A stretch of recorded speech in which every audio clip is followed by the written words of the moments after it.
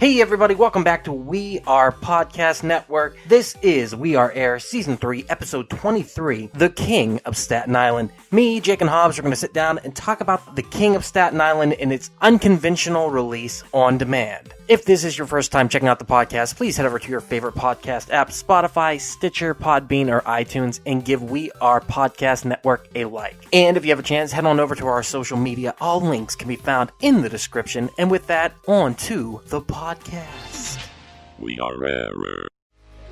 Hey everybody, welcome to the We Are Air podcast. This is Duck. I am here with Jake and Javi. And what is the We Are Air podcast? It's a podcast we talk about movies, entertainment, whatever the fuck we want to talk about. And today, I guess we're going to start with some movie news. Movie news. Boo damn, boo damn, boo damn, Willy Wonka. Oh God, I love it. Missed So it. the only movie news that really came out is the fact that they've released a movie direct VOD. Yeah, what is it called nowadays? VOD? Yeah, video on demand. Yeah, And I guess so. And it would be the Judd Apatow movie. Did he direct it? King of Staten Island. King of Staten Island. I have not watched it, but Jake and Javi have watched it. And We both they saw it have, last night. Did you see the trailer? I have not even seen the trailer. The for it. trailer? It looks fucking amazing. All I know is it's got Pete. It's a good trailer. What's his name? Pete Davidson. And Bill Burr. Bill fucking Burr. Right.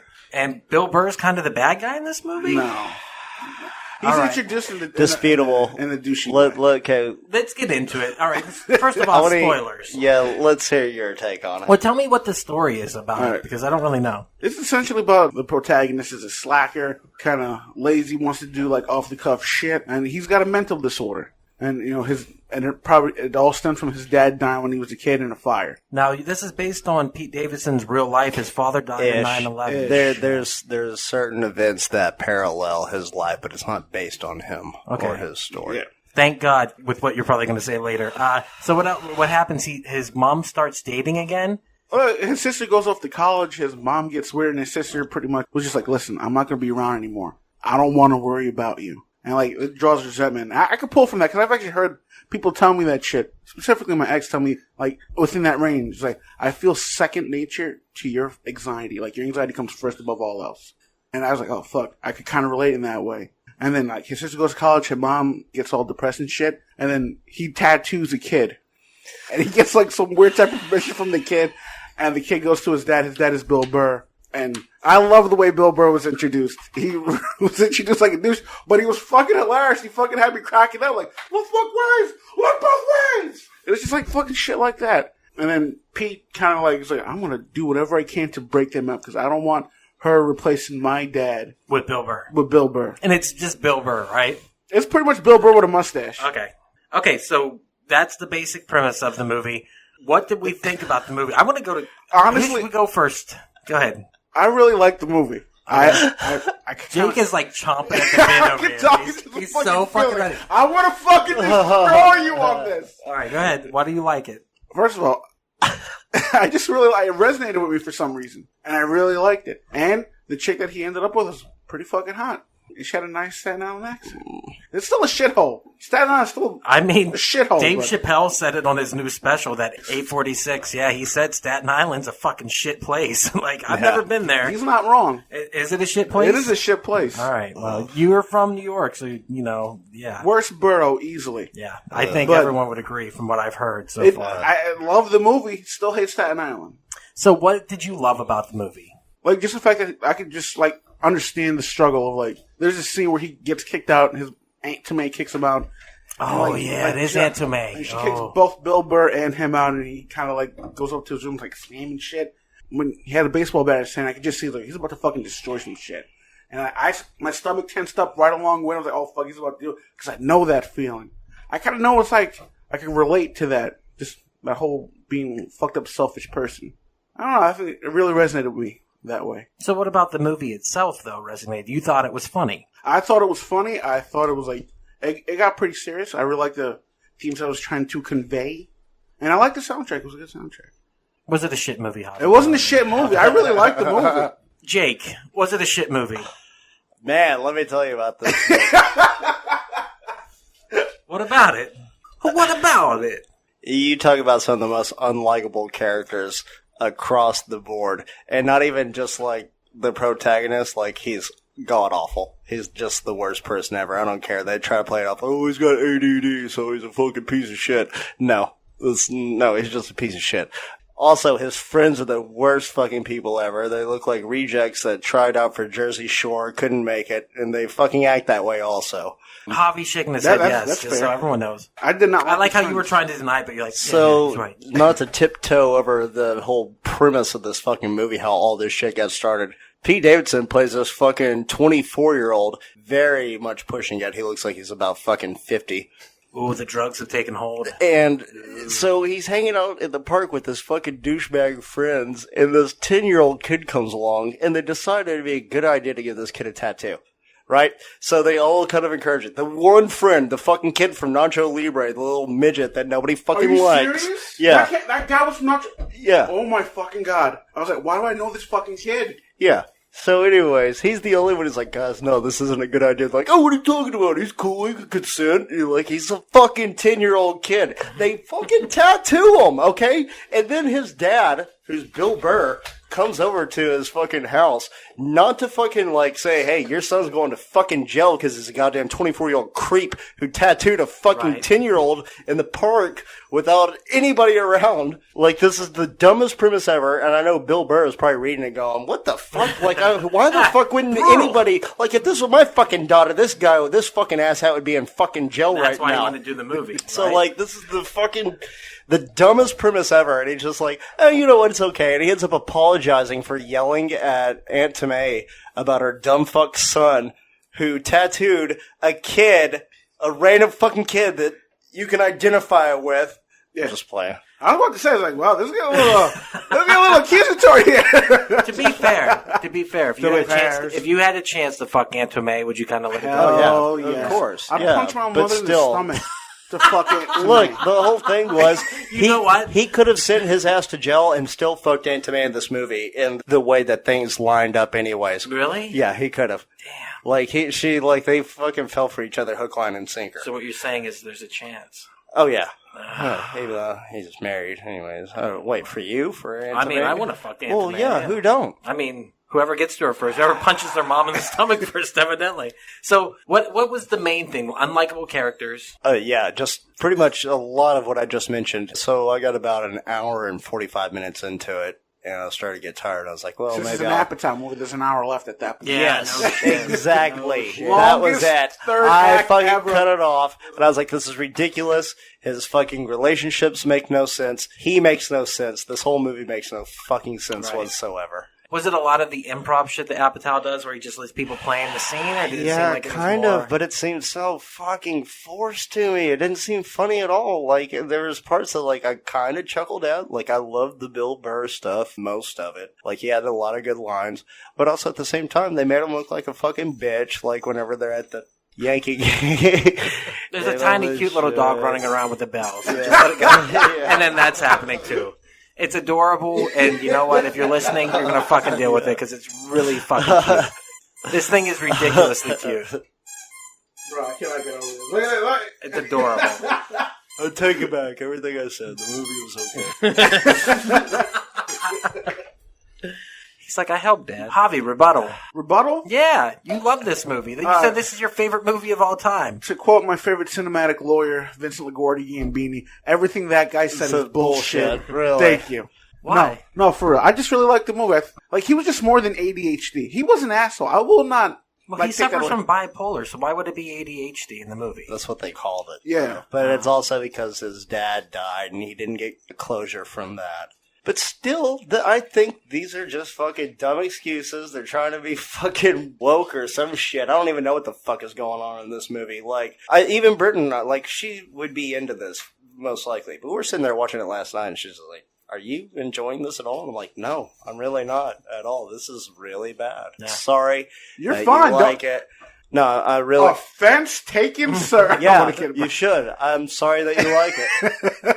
I meant what I said. I wonder... Well, I'm a sap. All right? I just like sentimental things. That movie was, like, ripe with sentimentality. It wasn't as well done as anything, like, sentimental that Wes Anderson touches, because that shit is true sentiment. But I really liked it. Was he trying to redo Knocked Up and the 40-Year-Old Virgin? Thank God he did it. They let a weirdo tattoo a 10-year-old and get away with it. That's the end of the movie right there. Like, they should have locked him up right there and just be like, okay, King of Staten Island. He's gonna have that tattooed on his fucking ass. He's gonna be... Well, do you think that's part of this? Do you think that in woke culture, is there a place for crude humor? Is there a place for a 40-year-old virgin or a Knocked Up or a Zack and Miri or anything these guys used to make? No, it's cancel culture, man. You can't make movies that are funny anymore. So you think this was them trying to be... And Bill Burr, is very much against woke culture. In his comedy, he's very much on the fringe more than anyone. Right. Do you think that's why they got him? They're like, well, we're going to get this guy so it'll seem like it's, we'll reach everybody, but then ends up just being like a fucking... I think he has another kid now, and he's just trying to fucking pay the bills and make sure that they're secure. He looks sick. Did you watch the Joe Rogan he was on? Yeah. He looks sick. It was great. The man looks sick. No, he looks like he's getting older. He looks sick. Well, I mean, that's a lot of stress. This man tells you all the time he's a madman. He just carries a bunch of stress around. So I'm sure he's a goddamn psychopath. Constantly has a fucking furrowed brow. Like in his last special, he talks about when he was having to give away the dog, and he goes, "I let out a cry for 8 seconds, put the lid on that jar, and put it on the shelf of anger that every man has in his chest." Yeah, just like it's true. It's very true. But is there a place for comedy this time? Is there a place? What if not? What form does comedy take? Nobody can take a joke anymore. Like, that's the thing. And also, you can't tell if anybody's joking or not anymore. So there's a very fine line. And also, I mean, 846. Dave Chappelle. That was not a comedy special, man. That was a goddamn statement. That was a thesis statement. Yeah, that was a fucking. That was just a monologue. So well that was. I think it was beautiful because it was perfectly timed. I don't know if it was done on purpose or not, but there's been these stories coming out about Dave Chappelle, basically educating people in comedy club, and people really want to hear it. And he's an amazing orator. He can talk. And 846 was a man standing up there going, I don't want to give my opinion on this, but I know you trust me, so here it is. And yeah, it wasn't funny, but it's Dave Chappelle, so you watch it because you respect him. I mean, yeah, he was able to make light of the situation at certain points, but for the most part, it was an education. It really was. This is where I stand. This is where the community stands. Right. Let's talk about that, 846. What did you guys think of that? I thought it was amazing. It was powerful. Very powerful. I mean, I've never seen Chappelle get so heated. It felt different. He's gotten heated as play before, during the special when he pretend hey motherfucker, shit like that. When he said, "What the fuck did these niggas do?" and he screamed it. Yeah. I was like, "Fuck this! This just took the turn." When he did that first scream, "What the fuck did these niggas do?" and it kind of really made me hone in. Yeah, and I was just like, shit. It emotionally when it was about 5 minutes into the special, whatever we call it, when he started really belting. Yeah. And that's when my heart rose too, and I felt the pain of what he was saying. I was like, holy fuck, this is insane. I don't know if I agree with everything he said in it, especially the ending scared me, but this is what you guys said in the last podcast, where he ends with the rat-tat-tat. He was as positive as he could be, but I mean, that's some real shit, where he says that this is the last chance to fix this. And I think it was him trying to, like I said before, bridge the gap. He knows his audience is across the board. He knows what he can do, and he knows who he's speaking to. It was him trying to enlighten those who watch Dave Chappelle who wouldn't normally be enlightened by this. So that's how I felt. What do you think, Jake? Yeah, I mean, he had all the beats. I think he knew that he needed a hit. He knew that there was pressure on him to come out and say something about what was going on. People did want to hear his opinion. And that was a good chunk of what he was talking about throughout this time, and saying that his opinion didn't really matter. But since so many people asked for it, this is what the fuck I think. I think it was a very powerful statement. It's not a comedy special at all. And, people are calling it, Dave Chappelle's new comedy special. It's like, dude, it's not. And also, if I were there live and they apparently showed the whole filming of it, I'd feel a little robbed for 27 minutes. I think they edited around it. They should have. Because, so then if that's the case, and they took out funny chunks, I think that's what happened then. Because it would have to be a full comedy show, right? Yes. There had to be openers, and he was making fun about the fucking car horns honking, people doing in these outside shows and shit like that. So, obviously, he didn't go out there cold, and it wasn't just a 27-minute long show. So I think they cut out a good chunk of the funny parts just to leave the message. I'm telling you right now, as a person who edits, they did. Yeah. I could see the cut points. I've watched it 3 times now. Yeah. I could see where they cut, but I could also see, and I know this as a person who edits, the message is more important. So sometimes you lose shit that's good. Right. But to keep it on point, you only have people's attention span for so long. Right. And to keep it on point, that was a very succinct thing. And I'm sure there were times where he did go off and do other stuff, because 27-minute set is not normal for that man. He does 3 hours to 5 hours showing up at a comedy club randomly. Right. So there's no way he only did a half hour. There's also rumors that Kevin Hart was there too, and possibly in the crowd. When he calls out Kevin Hart, you can kind of hear him laughing at the back. Yeah. So so I'm sure he had other comedians come up there, but it's very powerful. And I was shocked that he put it out, because it even says in the description, this is very raw. But I needed people to hear me. Of course. And it's so funny, he spends so much time saying, this isn't the time to be heard by me. Then he says, but I tell the truth, and you guys need the truth right now. And I think that's what we always say about comedy. It's something that we love about it is, we've always said it's the last safe haven of free speech. Yeah, it's the last pillar of it, for sure. It's the only place that you can go to get the truth in any way, shape, or form, because everything else is a lie. Everything else is. So what do you think, Hobbs? I thought it was great. I really liked the message. I really liked the passion that he invoked, and everything he said I agreed with. And he was even right about the ending. Yeah. As much as you may not want that to happen, it's going to happen that way. And it was scary. It was scary to hear him say that too, for me, when I was just like, I don't want that. But once again, he speaks truth. I really don't want that, though. God, it's going to happen. I mean, the establishment is going to do whatever they can to keep things as a status quo. And they don't give a shit how many people got to die. Well, let's talk about that more, evidently. Let's talk about COVID. No, it's not. Let's talk about this. I am so ready for this shit to be over with, though, for real. I want to get back to the movie theaters, man. I need my escapism back. And I know that sounds bad, but, this world has gotten real fucking real. Oh, yeah. And it's terrifying. And it's very scary. And this makes me realize how much escapism is important. The King of Staten Island, we were able to bitch about that for 10, 15 minutes there. 2/3 of us were able to bitch about that. Yeah, well, whatever. I mean, fuck that movie. But also, I want to watch it because it is escapism. I want to escape from this fucking reality for just an hour. Hey everyone, it's just Duck jumping in here real quick to say thank you so much for checking out the podcast today. If you're enjoying it, head on over to your favorite podcast app, Spotify, Stitcher, Podbean, or iTunes, and give We Are Podcast Network a like. And also, if you get a chance, check out our social media. All links can be found in the description. Facebook, Twitter, and Instagram at /We Are Podcast. And with that, back to the podcast. All right, everyone, we took a little break, meaning like a 5-day break or whatever, and we're coming back to talk about this again. I have watched the movie now. Addendum. Yes, addendum to The King of Staten Island. And go night-night. Initially, all right, I'll go night-night. Hey. Initially, Jake had seen it, Javi had seen it. Just to recap, because you've already heard it, Jake thought it was shit, Javi thought it was great. Do we want to amend that before I tell you my opinion? No, I'm going to stand by it. I'm pretty solid in how I feel about this. I don't think it should have lasted more than 15 minutes. If they had a different premise, like if they got from point B from point A, like if there was a different point A to get to point B, maybe I would buy this movie. But they lost me in that whole fucking, why the fuck is he not in jail? He would be fucking arrested for assault. He would be locked the fuck up, especially in this day and age that it was made. The fucking sheer stupidity of it all. And then Bill Burr is a firefighter.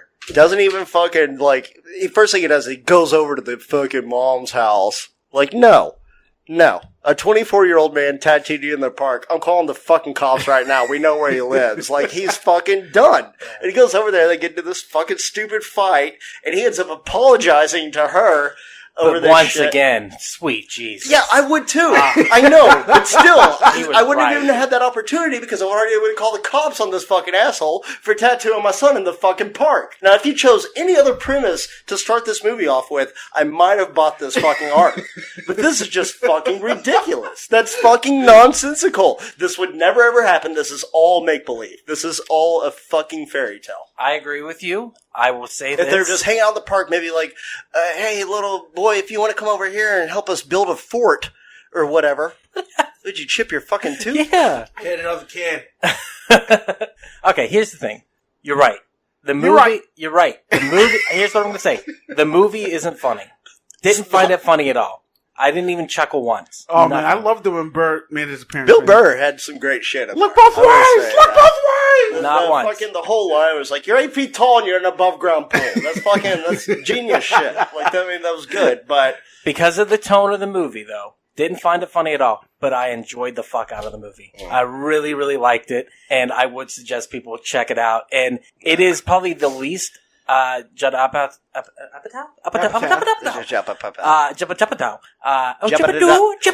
In the bush, they call him Jebediah, which means the crocodile who walks like a man. In the Amish community, they call him Jebediah.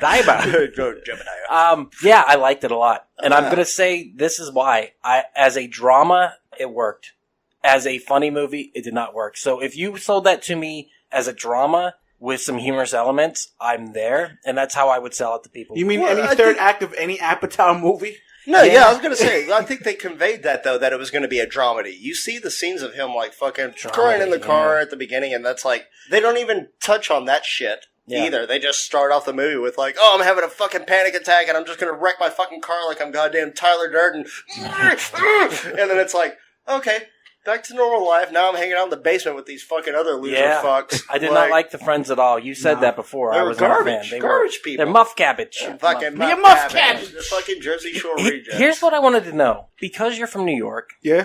Worst borough. Dave Okay, Chappelle in that we movie already talked did about it. nothing. Still worst borough. We already talked about that. What I want to know is that why you relate to it? Because the characters seem like that is New Yorkers. Like, it feels like New Yorkers. Is that what people are like? No. You're lying. People from Staten Island are like Yeah. Nailed it. You fucking nailed it. Seriously, when he said the line, we're from a borough that even New Jersey looks down on. That is no fucking joke. Yeah. I mean, even people from New Jersey, you from fucking Staten Island? Get the fuck out of here. What is it about people from Staten Island? They're racist, they're fucking dirty, they're just fucking loud, ignorant, and stupid fucking Goombas, is what they are. So they fucking totally nailed Staten Island in this movie. He's not lying, they really did. So they did a good job then. They did a good job representing how bad Staten Island is. I guess. I mean, I still love the movie, still hate Staten Island. Fucking Staten Island. I mean, but that's the thing is, like, I agree with you. He's a shit character. He's a terrible person. But Pete Davidson's so fucking likable that by the end of it, they even said it in the movie when they're talking about his father. Like, your father was a shithead. Steve Buscemi fucking did that. And oh wait, what a great story. Let's tell the story about that cokehead firefighter. Well, Steve Buscemi was a firefighter. Oh, I know that. And that's me, I know. He rocks. And, and the fact they did that, he went back and worked during 9/11. Yeah. So I wonder if he actually knew Pete Davidson's real dad. If that's why he maybe they could have crossed paths. No way, he didn't get it until after. Like the okay, so that's what they talk about also. Like, but there's a lot of parallels in the movie, obviously. Right. And he did lose his dad during 9/11, right? Yeah, and that's the thing is this an autobiography? I guess in a certain way, it's kind of based on it. It's more like kind of ish. Yeah. I'm sure they use certain events. It's definitely a parallel. A parallel. Not exactly his timeline, but a parable. A parable. Yeah. Like an alternate timeline, but still the same events. I mean, I liked it. I really did. Like, and like I said, I hated his character to begin with. I thought the ADD stuff was bullshit too. He was just an asshole. He was just an asshole. He was just a shitty person. But I will tell you this. I saw myself reflected in him. Yep. In my younger self, and Javi talked about this also, as the reflection. We've talked about that outside the podcast. When I was younger, with my mental illnesses, I was super selfish and self-centered. And really that, like, everything needed to be about me. We've always talked about the narcissistic qualities that I definitely had when I was younger. Oh, yeah. And so I saw a reflection of myself in his character at first, especially the selfish shit when he would just be like, blow up and he'd be like, me. I've had those blow ups before. And so to see somebody finally kick him and say, shut the fuck up, I was so excited. Yeah. I was like, yeah, that's what he needed. He needed some responsibility because that's what needs to happen a lot of times when you have that. Once responsibility is thrown at you, then change can happen. And that's why I really liked it, because you did see in the third act change happen. Yeah. It was slow, it wasn't big, but it was enough to show that he had a character arc where his mother, who took care of him nonstop and enabled him, stopped enabling him. That was awesome. And then I was just like, oh, that's really cool. That makes sense. That makes his character more relatable. And so watching it, and like you said, you related to his character too, like being that shithead, being selfish. Like that car thing, how it opened, instantly related to that, because I've done that more than a few times. Like when his fuck buddy told, like, and his sister said, You know, when I'm not around, I'm always worrying about you. My ex used to say that shit to me a lot. Even more so before, like, we split. And she's like, you know, I just feel second nature to your anxiety. I'm always worried, but I can't go out and enjoy a night out with my friends because I'm always thinking about you and if you're going to be okay. You mean that 40-year-old broad that tried acting like she was 20? With the fucking all the lines on her face? She was all fucked up. Pretty much, yeah. Who was it? The girl that he was girlfriend. fucking. We'll call it his girlfriend because it is his fucking girlfriend. Yeah. She looks like she's a fucking 1,000 and she's playing a fucking 22-year-old. Either way. I kept thinking there was something wrong with her, too. She was like one of the most... She had one of the best characters in the whole movie. Like, she was one of the only people that you kind of root for. Right. Maybe I don't like it because maybe I could see some of my past self in it. But no, fuck that guy. I don't like this fucking... He was, and that's the thing, is he was a complete dick, but like I said, he's charismatic, and I actually thought Pete Davidson did a really good job playing the character. I don't fucking know what Kate Beckinsale sees in his fucking punk ass. I thought he was dating somebody else. I thought he was dating Larry Davidson. I thought he was fucking Nicole Kidman. I think he's fucking Michelle Obama now. Oh, he keeps moving up. I mean, but here's the other thing. Is that the new humor? Because is that what the kids relate to? Because I didn't think he was funny at all. I think it is what they relate to. I don't know because I I'm not tell one when of he the was kids. joking. But yeah, exactly. It seems like Twitter, Tumblr, Instagram humor. Right. So what is the fucking what is the joke? Like that's what I didn't get. Like I was like, I'm pretty sure Judd Apatow's daughter got a writing credit. I don't know. Yeah, it's weird, dude. Though if it's changing to that, I don't know what to do because I don't have that style of humor because we're used to sarcasm. Well, we can't joke about anything anymore. Well, that's the thing. Fuck that. We're still going to. Well, I know. We're going. I'm just saying, in the movies they won't. Well, you gotta think about it like this. It's not necessarily like your state-of-the-art comedy. It's not going to run. It's not a different comedy that we're going to be seeing from now on. No, Bicentennial Man was a state-of-the-art comedy. Yeah, dude. Yeah. You don't like Bicentennial State-of-the-art? No. Do you even know what state-of-the-art means? It means like fancy, like untouched, like mint. No, it doesn't. Top notch? It means fucking premier technology. Oh. No, I don't think we'd have that. So, technically. Well, I will say this about the movie. I would recommend it to people because, like I said... Did you guys like that movie with Adam Sandler and Rogan? Yeah. Funny People? Funny People. It was alright. Did you like it? I liked Funny People. There were I did. It wasn't hilarious. It wasn't a funny movie. There was funny parts in it, but it was a very serious character study about a person who thought he was dying. He was a aging stand-up comic, realized he beat cancer, and he fucking used people, and there was a total character arc there. Mm-hmm. This guy was redeemed in some sense. I didn't see any redemption with fucking Pete Davidson here. Like, there was just fucking... Well, I felt like he just decided to stick around for his girlfriend's interview, and then the end. See, I saw it differently. Whenever at the end of the movie, he is like, he shows up, he tells her finally, I love you, which he had not said to anyone throughout the movie, really. He said it, but he didn't mean it. Right. It was like me telling I love you to you is how I think he meant it. Yeah. Not like he loves her, but he loves the idea. Well, he was using the word person, but he's not in love with her. Well, he was using love. Yeah. I viewed it differently. He was using love with everyone, like, out of fear. He's like, you have to tell me you love me or else, if you die tomorrow, then you didn't say it. Because of his fear. Then you'll never know. But that's why it was his underlying why he was fucked up. So when he actually said it to his girlfriend, he meant it. And then whenever he's like, she said, well, go do something artistic or something. You could actually see when he looked up, there was a change. Fan theory. Okay. He never got a chance to say I love you to his dad before his dad died. Oh, that's exactly what it was. Probably. Yeah, because he says it at a certain point. He says, you have to say it, or else if you don't say it. And that's what he was always hating himself. Like, he was projecting his biggest regret, which is probably not telling his dad he loves him on his last day. Right. And he's just projecting all that shit on everybody else. Gave myself goosebumps. Yeah. Well, no, but that's what. All right, maybe this movie's alright. But that's what it is. When he said to Bill Burr when they were drunk and hungover, he goes, I love you. He goes, no, you have to say it. And he's like, exactly. Yeah, and I forgot about that scene. But that actually, that was the point where he was showing, like, because Bill Burr's like, that's not the way it works. But then he was like, I kind of like this kid, and he's seeing it. That's what I'm saying. There was so much going on in this movie. I really did enjoy it, and it built up and built up. And then the big scene, which was so cheesy, but whenever Bill Burr allows him the tattoo on his back, and I mean, big spoilers if you're going to watch this. Fuck it, we already spoiled his artwork is shit, and he should not have let him tattoo his fucking back. Look, I love you. Pursue your dream. Maybe follow a different dream, though. Maybe, to be fair, you would be a better comic book artist because that fucking drawing that he it was did, dope. Like, Frozone was so much better. Yes, Frozone was so much. Like, it's a common misconception. Fucking Iceman. It's was a fucking- Iceman. It's a common misconception that people think, oh, you could draw me a tattoo. It's like, no, it doesn't work like that. Complete different fucking mediums. Right, so he needs to get his shit together. Because he obviously thinks that it's like that. But that's the thing that... That's actually the first one. Yeah. His friends even showed his shitty tattoos. The best one was the fucking cat asshole, which is also a ripoff from the internet. I've seen that shit on Reddit before. Somebody actually has that fucking tattoo. I also like the down to the Obama, though. That was pretty fucking funny. Right. But he's horrible. He's terrible. Like, why the fuck is this his dream? Like, his friends aren't even fucking real enough to tell him. They actually are. But the one friend is like, no, the one friend is the best friend in the fucking movie, the fucking kid from Nacho Libre, who actually might be the most likable character in the movie, I think. Not wrong.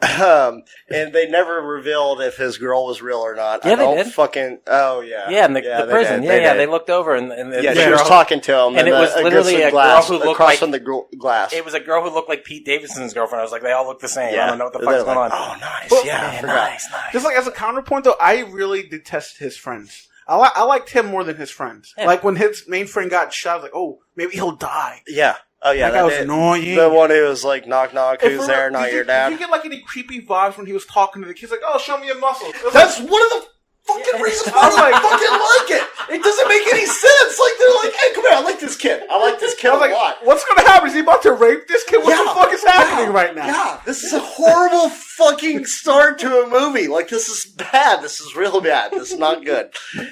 I mean, but It was honestly... super fucking It was sketch weird. as fuck, and it's like you're supposed to root for these fucking Well, they characters. build it no. up. They build it No, up. you're done. They build it up by being like, he's ADD, so he's impulsive. I'm like, bro, that's super impulsive. No, that's not. But That's even not better, ADD. but I'll tell you this, I did like the fact that Bill Burr made him walk his kids to school. You know what That- ADD that is? scene- Sorry, ahead.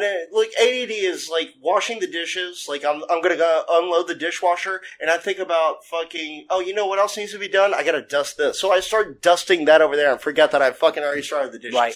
That's fucking ADD. I've told you this already. He has bipolar in real Yeah. life. They really should have They tackled it should as have said bipolar. it's They bipolar should've. because his behavior was more bipolar than ADD. That's- Even in the movie, it was more bipolar. Dumbest than ADD. fucking thing.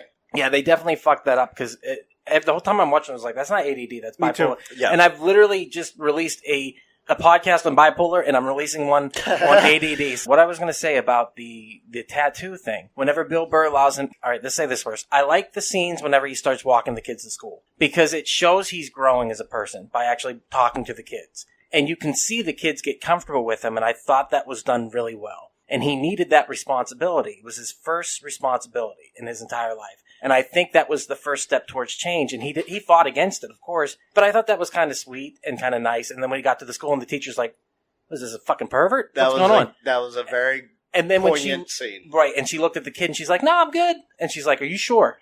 No, I'm good. And she's like, all right, do the paints. And it was so funny that she took the opportunity, like, okay, he's not a pervert, he can do the paints. No, he's like, oh, trust me, I've been training her in the car. It was so weird. Okay, that was the only part that I kind of got a chuckle out of because that's good though. because that was sarcasm. But at the same time, I like that, and then I like when he started tattooing his back. The whole thing with the firehouse, the third act, worked for me. And then, as cheesy as it is for the reveal, the one person who did legit make me laugh was the guy who got stabbed. That guy, whenever he showed up at the fire station, that was Action Bronson. dude, he's Yes, that's fucking right. Yeah, hysterical. He's got a Holy great fuck. fucking channel on YouTube where he like does cooking Oh shit. my He God. actually used to be a legit chef before he turned rapper. Oh, the guy with all the tattoos Yeah, and shit. Yeah, and he's he does great. the Ancient Alien ones also, where Yeah. they're sitting in front of the green screen smoking. Oh my god, those Yeah. are great. Dude, you know he what? was bomb. Yeah. He What made me laugh. Every line he said was funny. It's because of his voices. He's got a hysterical He's voice. just like, Yeah. no, man, it's just a... Just watch that scene. He's like, my pen, my vape exploded, man. yeah, my vape exploded, man. And I like the fact that he was using like very sophisticated words. I can't remember off the top of my head. Like, Yeah. God damn, this motherfucker's a little bit eloquent Yeah. right now. I think what would have sold it for me is if whenever they did the back tattoo reveal, it was a giant fucking Jar Jar Binks, like fucking Steve-O, though. It was like, yes, I do it. That would have fucking sold to me. Like that would be like, okay, all right, I like this.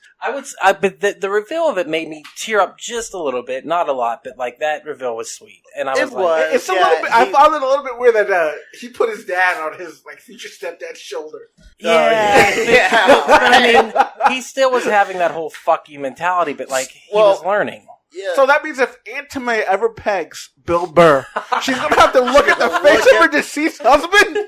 Why would it go there? Bill Burr ain't letting her peg. Maybe. Hey, we don't know, man. Bill It is Burr Aunt May. ain't letting It is fucking Aunt May. somebody tattoo his fucking kid either. All right. Pete Davidson, I thought he did great in the movie. I really did. I really did too. I thought that he has the ability to be a really good actor. I'll give him a 6 out of 10. Like, if I'll anything, tell you that. I think he's a more solid writer than an actor. I think it's- he's a better giggler on his skits on SNL. 'Cause he falls breaks. in the same fucking category He as breaks. Jimmy Fallon and He's fucking not Adam as bad as Sandler. He's not as bad as Fallon, but though. he breaks a lot. Yeah, but he doesn't like breaks a interrupt lot. the scene though. Yeah, like but- you just see him like giggle and like fade into the background. Really? Fallon would just like make it on Front Street. But that's He the charisma. broke the entire fucking scene with Kylo Ren in it. The only thing that fucking sold it was goddamn Adam Driver. yeah. Yeah, He's like, I see you, man. He's like trying to cover up his fucking laugh. But when people break, sometimes it's funny because Of remember course. we did Yeah. the sketch, the pizza thing, and Javi kept breaking the whole time, and we couldn't stop laughing. First at of all, him. you also can't break because when I brought up your missing sister. But there were certain things on SNL whenever somebody broke that made it actually fucking funny. It was Yeah. whenever somebody that didn't break broke. You look at Will Ferrell, who was consummately just fucking only stone broke faced. once but or when twice. he broke, it was Exactly. fucking hilarious. The fucking hot tub scene whenever Yep. he fucking loses his shit, like, yeah. It's so fun. Like, so it's very endearing at that sense. Yeah. But if some constantly, even though Jimmy Fallon did it during the cowbell sketch, Will Ferrell almost broke in that He one. almost also. did, too. He did. He's like, Yep. I've been playing them.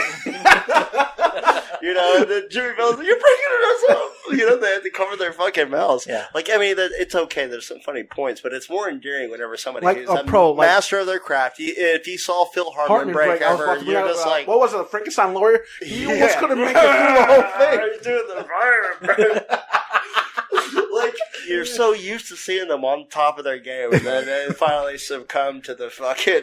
Well, that's like why I the think I liked him in hilarity of this it. because he always does break. He's always on the edge of it, which is great. But at the same time, on this, he was actually acting, and I could see that. They started filming this movie in 2015. They had to fucking release it now because he laughed so much that's how many fucking takes it took. All right, well, so Bill Burr, how was he in this movie? I like Bill Burr. I love Bill Burr and anything. He was just I Bill don't Burr. care. He was. How about that mustache? What do you give that mustache? I love it. I love it. I He fucking was a love Brimley, dude. it. And I fucking love I it. really, he looked like he was in the front of a Friskies fucking. he Yeah, doesn't have like- the face to carry a mustache. Get that fucking gun away from me, Mando!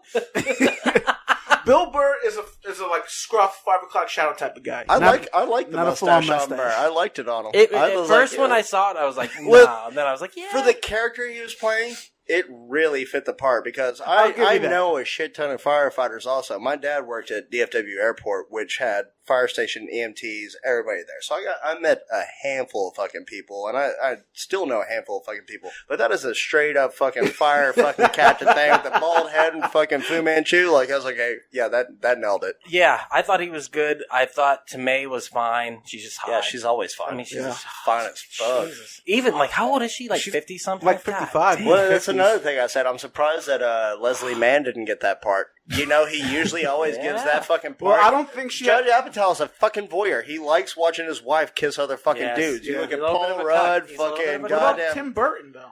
Oh, he is a definite cuck. Cuck. Yeah, he is Cuck and a fucking half. Tim Cuckin. Tim Cuckin. You ever get the film that he makes Johnny Depp fuck her? Yeah, Just, dude. I'm you pretty want to sure. roll in this movie, don't you, Johnny? That's you know what the you gotta real do. casting He's couch. not, he's not with her anymore, though. Are they really? He still makes them. Who, Johnny Depp? Yeah, he hasn't been doing Tim Burton movies for a while. He ain't call. with Helena Bonham Yeah. Carter anymore. I mean, god damn it. Do you remember in Fight Club when she fucking got it? Sweet jeez. Oh, she hasn't been fucked like that That's since in grade school.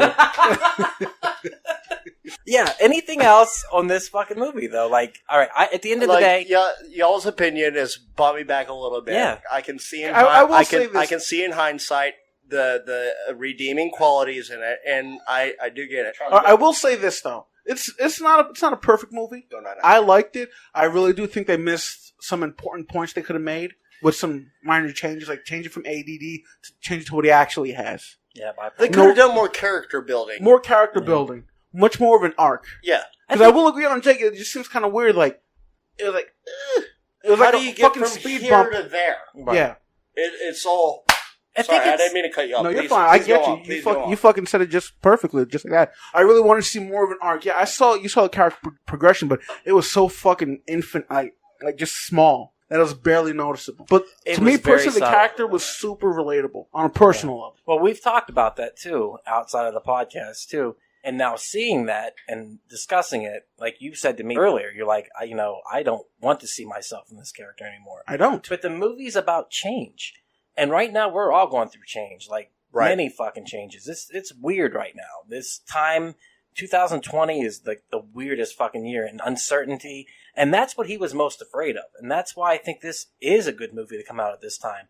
And for people to see, because if you look at the uncertainty that he felt, and anything that was changed terrified him. He literally said at one point, I don't like change. I don't want change. I don't like change you. And the fact that he was being like an asshole the whole time, like throughout all that change, he had to do it though. It was time for it to happen. And that's why I really liked it. It's subtle. It's not a big change by the end of the movie. It's so subtle that you wouldn't even be able to notice it, but I could see it. He did I something remember for being her there. that he wouldn't do for anybody. Right. Well, I mean, it was a subtle, but also, I think, in a lot of sense, obvious kind of change. Like, I mean, they had to show that there was some redeeming quality in this character. So, even though it was so subtle, as viewers, we got that he had kind of atoned for the person that he was, which Right. is why he went on the trip with her, Yeah. which was, 3 hours away or some shit, they said? No, he had to wait for her 3 hours to get done Yeah, with the well, test. yeah, exactly. So, I mean, like, there are plenty of redeeming aspects. I think, like I said, the whole premise of how the story got to where we're at, not a fan. But as y'all are telling me this, I can remember back, and I agree with a lot of what y'all are saying. It has some good moments in it. Yeah. I'm not gonna I lie, you that. do actually maybe go, why the fuck did they, like, the tattoo the kid thing? Like, that could Why? have been, like, they could have set it up any other way. Right. Besides, like, that's assault, honestly. Let's not get this It is fucking assault. twisted. If this Yeah. were happening anywhere else, that would be considered Oh, yeah. assault, and he'd be fucked. So if they found some other way to fucking nuance that into what they're doing. Like, he could have yelled at the kid and just walked away, and like, he But like, I hey, thi- that guy yelled at me. Exactly. It's right. It's a Exactly. It's a ridiculous plot point. It's downright ridiculous, and it comes across really creepy and weird. Yeah. But it plays into the end of the movie with the reveal. Now, is that good? No. You could have done this whole movie in a different way and made that same reveal. It's the same Happy Madison reveal that always happens, like the big Well, heartfelt moment. But It was either that or we actually saw him running a fucking tattoo restaurant, which is the most ludicrous fucking Yeah. thing ever. Like, I mean, it's like there's one or two endings that you can bank on this. And it's not going to be a bad ending. It's either he's going to get his dream come true, and that would be the true Happy Madison ending right there. It's like, Yeah. welcome down to And fucking also- Pete's Tattoo Restaurant Chicken Shack. and Rob Schneider's up there Yeah, doing yeah, it. you can do it. And Leslie Mann does show up. Yeah, It would be- exactly. And the Hooters costume from fucking You- Big Daddy. Jesus Christ, I'm surprised she wasn't in this movie at all. Who, Schneider? No, man. Or his daughter. Or his daughters. Yeah. Yeah. Do you He guys puts think, them in everything. based upon the low amount of movies released this year, that this is possibly Oscar-worthy? No. No. Oh, wait, no. No. You know what? You got I the think French they. Dispatch coming out in the summer. You got a lot of you got hitters coming out in the motherfucking fall. Tenet coming out. What's going to win everything? All right, no. Anyways. Well, they're that's fine. supposed to be skipping the Oscars there. Anyway. That's what I was going to fucking say. bullshit. That's what I was going to say right there. It's like I would figure that they were going to fucking just call it a wash like they're doing with the Olympics right now. Yeah.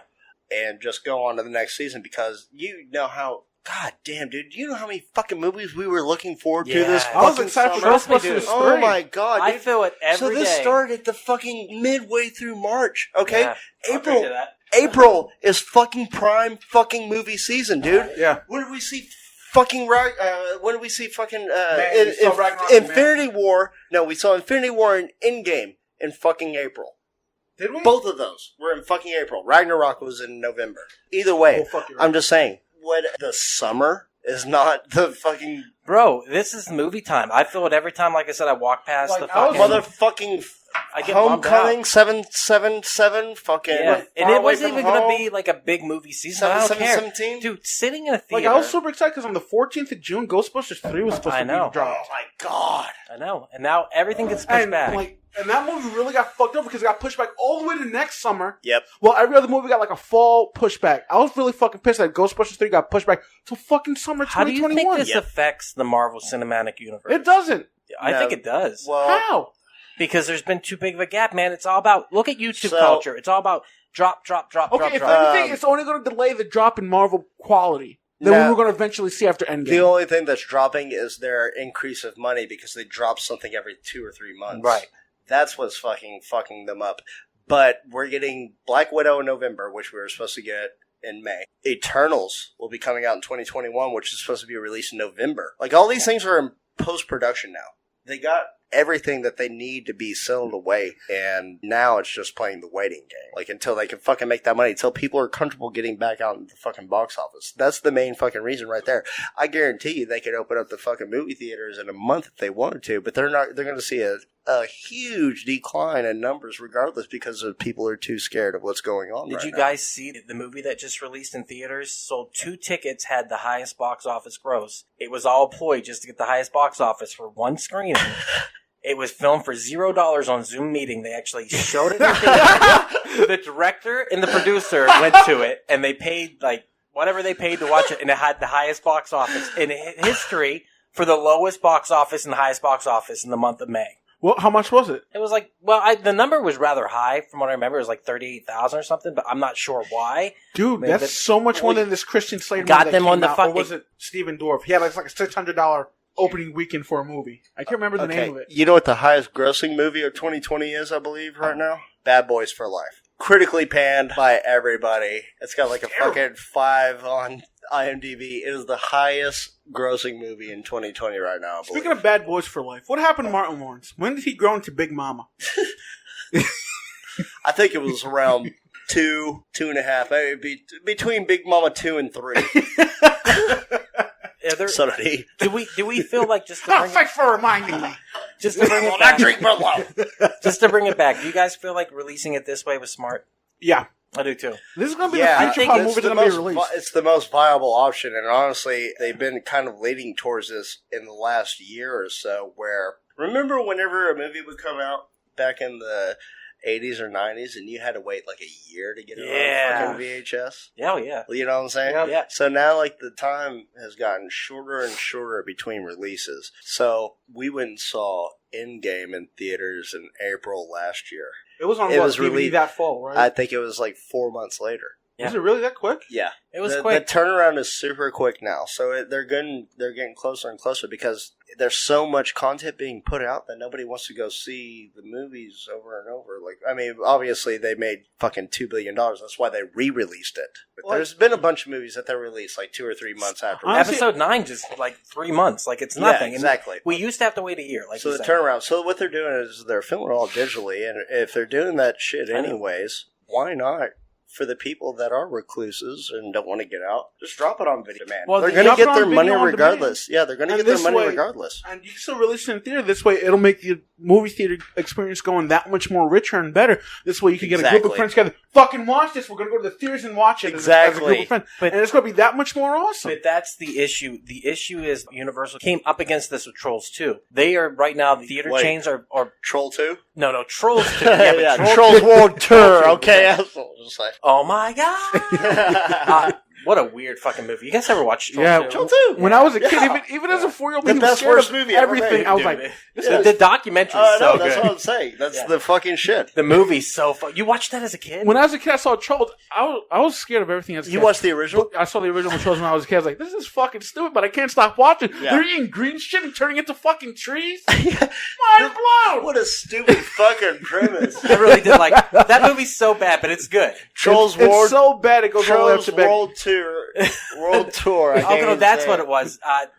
Universal right now is being basically boycotted by all the theater chains for releasing that on direct to video or whatever we're calling it now. They had a contract that they were going to get it exclusively, and then when everything happened with the pandemic. Right. Okay. So it's one of those things like, same thing that happened with this. I don't know if this was a Universal film or not, but basically they're like, let's make our money. Is this a viable way to make money? And would you guys prefer to watch stuff at home? I personally want to go to the theaters. I love the theater experience. I love the fucking theater experience. You know why? I will tell you this. Whenever we went to saw fucking Endgame, that's it right there. You can't beat that type of experience. Sells it, man. The atmosphere, the electricity is fucking live. Yeah, but I could also just I could see the merit and value of dropping both at the same time. One on VOD, one in theaters. I prefer both. Because there's certain movies that I would love to go see in the movie theaters, and there's certain movies that I can wait till they fucking get out of the movie theater to watch that I kind of want to watch, but I don't know if I want to go spend my money to go see it. Well, I think it's a win-win, but it's going to be a lose-lose regardless. Like, dropping a movie on VOD will be really great for our house films. Good luck finding any Wes Anderson film to be released in a major theater. Like, I remember I had trouble finding Isle of Dogs. I had to, like, fucking ask Angelica. Art house movies like that. And, like, I think those movies should be a prime candidate, be dropped immediately to VOD and have an art house, like, theatrical film release. I do, but so that's going to kill the art house cinema also, though. You know what I'm saying? Like, so we went and saw a good grip of movies at Angelica, which I fucking love Angelica. Yeah. That's a great fucking place. Like I said, every time I walk by it, I'm so depressed because I'm like, can you please open back up? We went and saw fucking Lighthouse there. We did. Went and saw It 2 there. Mm-hmm. We saw It 2 in Alamo Draft House. Oh, okay. Which, by the way, had a lot of, like, art house films. Exactly. Which is a very fucking surprising. Oh, man. They did Roar. Not too long ago. Oh, yeah? Yeah, man. I wanted to go so bad. I've never seen it, but I definitely watch it. Oh, that'd be great. No, we just fucking film it. Yes. That's all the big cats. Dude, the story behind it. Yes. I remember you guys telling me. Dude. Is there anything else you guys want to say about the movie? I would say, for me, listening to y'all brought a little bit of credibility back for me in the movie. I still disagree with how the entire thing starts, the premise of it. There are plenty of unlikable characters in it, but I would definitely give it a watch. It's a long-ass movie. It took me 6 hours to watch it because I was watching my last day at work at State Farm, and like everyone kept bugging me. I'm like, trying to watch a movie. Don't want to be here. It's my last day. Don't fucking start at 8 o'clock in the morning? Yeah, dude. It took me forever because it's a long fucking movie. Is it really that long? It's like 2.5 hours. Yeah, but it took me 6 hours to watch it. Like, I'm not even joking. It took me my entire day. And people kept bugging me. I'm like, I don't want to talk. I'm going to cry if I talk. So I want to watch this movie and just be in this world. Thank you. I liked it. I didn't think it was funny, but like you said, dramedy. I didn't even think of that. That's technically what it is. And like I said, the guy at the end who got stabbed made me laugh. It was really hard. Like, this guy's fucking hysterical. Like, make a whole movie about him. Right. It was great. Javi, what do you think? I really liked it. From a personal standpoint, I thought a lot of aspects were very relatable to the main character. I will agree with Jake, at least until I heard him actually articulate it here on the podcast. Like, come on, the way like Bill Burr got involved is like, it's a little bit ridiculous. Yeah. Any parent worth their fucking soul would have just immediately called the cops. Right. And it begs the question: how the fuck did he find out where this guy lived? He didn't know the kid didn't know his name, his address, or anything like that. I just chalked that up to Staten Island. I didn't know. I'm just gonna chalk that up to like fucking plot armor. All right. Well, I'll chalk it up to who doesn't want to fuck Aunt May. So goddamn right, yeah. And he went to town. So he said this though. That right there, that fucking puts the fucking stifle in the entire plot because how he probably had all intents of calling the cops until he laid eyes on her. So and also, I'm not gonna lie. When he like went back and was doing his apology the whole time, I kept thinking he's just doing it because he wants to fuck her. That's all he wants to do. That's exactly. Yeah, and he did. And also, the other thing is, Bill Burr took advantage of that. Like he went hard on that kiss. He went hard on that kiss. I was like, Bill Burr is not fucking around. Like he's bringing his A game. Trying to get a fucking Oscar. Wouldn't you guys do the same? Hell, I would have like grabbed her ass and everything. Yeah, I would have been like, yeah, you like this, don't you? You ever see her? Have you ever seen her in The Wrestler? Oh yeah, when she's Megan. Oh yeah, dude. Jesus. On that note, so give her some hot grits. Oh, dude. What's a grit? Grits made of corn. 2 out of 3 say yes to the movie. We'll have breakfast. 2 out of 3 say yes to the movie. Go check it out if you have time, which you do. No, I say watch it. That's 3 out of 3. 3 out of 3. I want everybody to watch it, but maybe wait till the prices drop because I did not feel comfortable dropping $20 on that. Or go to 123movies.com and watch it for free. There you go. Or Pirate Bay with a VPN. Ooh. Yeah. I mean, it was easy for me. It was like movie tickets. I had the old lady here, so. You're like, baby, can you get this? She's like, sure, I got this. Made some popcorn. Ooh, we got sick. All right, so yeah, thank you so much for checking it out. Thank you for listening. This has been Duck. I've been here with Jake. And Javi, did you do your intro? And yeah, no, it's already there. We did the first 20 minutes. He's already edited. Oh, that's right. Never mind. He did it. My bad, bro. Yeah. He edited the first part. Yeah, it's already done. I listened to it on the way over. And support local comedy, like we always say. So love you, fuckers. Take care of yourselves. And each other. And there it is. Thank you again so much for checking out our podcast today. If you've enjoyed it, please head over to your favorite podcast app, Spotify, Stitcher, Podbean, or iTunes, and give We Are Podcast a like. And if you've enjoyed this podcast, you're going to love the other podcast here on the We Are Podcast Network. We have We Are Bagu, that's a video game podcast. Me and Dr. Ethan Eastwood were talking Atari to Steam and everything in between. Heroes, Gyros, a Dungeons and Distractions side quest. Me and the boys were playing some D&D, and we're having so much fun. And I Hate Being Sober. Personal stories from epic people. I'm going to sit down with some of my favorite people on this planet and talk about their trials, their tribulations, and just talk about whatever we want to talk about. Don't forget to head over to our social media. You can find all links in the description, Facebook, Instagram, and Twitter at /WeArePodcast. And if you've enjoyed this podcast today, don't forget to share it with your friends. And never forget, please support your local comedy. With that said, we'll see you on the next one.